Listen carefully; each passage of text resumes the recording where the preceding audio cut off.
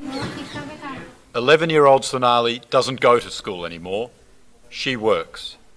6 days a week, for sometimes 10 hours a day, she sits on a low stool in the dark of her house and stitches balls for children her age on the other side of the world to play with.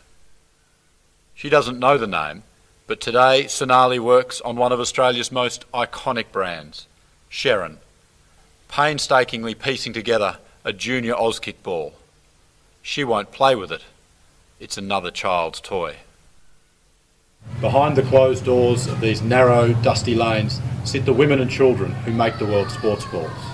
And this is where the companies that make tens of thousands of netballs, footballs and soccer balls for the Australian market lose control of their supply chains, where children, through a family's economic necessity, choose or are pressured to painstaking and painful labour. They are paid a pittance, as little as 7 cents a ball.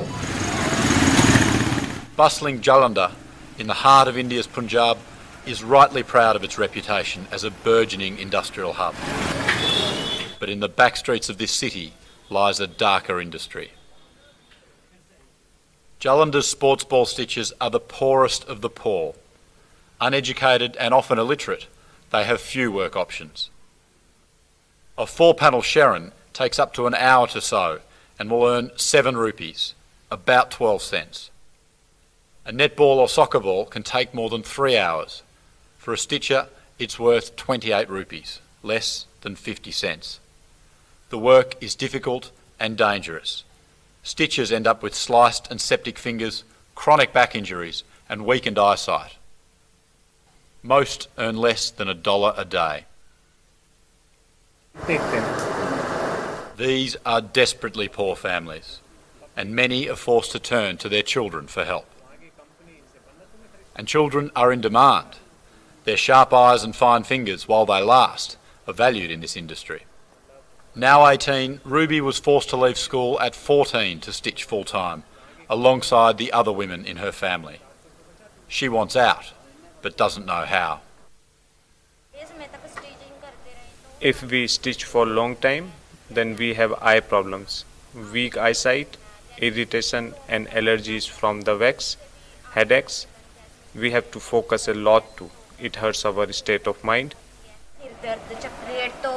The rate is 7 rupees and nothing can be bought with that. Even the bundle of thread cost 100 rupees and all other stuff we buy for ourselves. So we have nothing left for all our hard work. But the issue of children working is not as black and white as it first appears. In many cases, the income, however small, that children can bring in working after school is vital to a family's survival. But child welfare organisations such as Bachpan Bachao Andolan argue, when children, and it is most often girls, are stopped from going to school and instead put to work, they are simply being locked into a life of poverty. Some girls who don't go to school do it regularly along with their household work, and there are some children who don't go to school because they don't want to study. They are involved in this kind of work. There are many places, many children work in football industry. The issue of child labour is not new in India.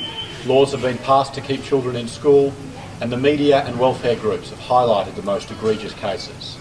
And while there has been progress, attention on child rights has also pushed their abuses underground.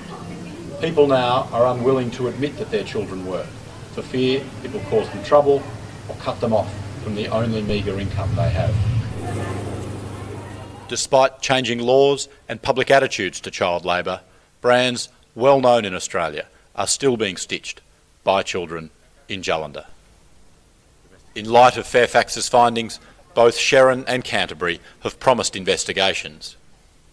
The Australian Managing Director of Sherrin's parent company, Russell Corporation, Chris Lambert, said the use of child labour in no way comes anywhere close to our standards of corporate social responsibility. It's not acceptable and it's illegal. We are jumping on it straight away.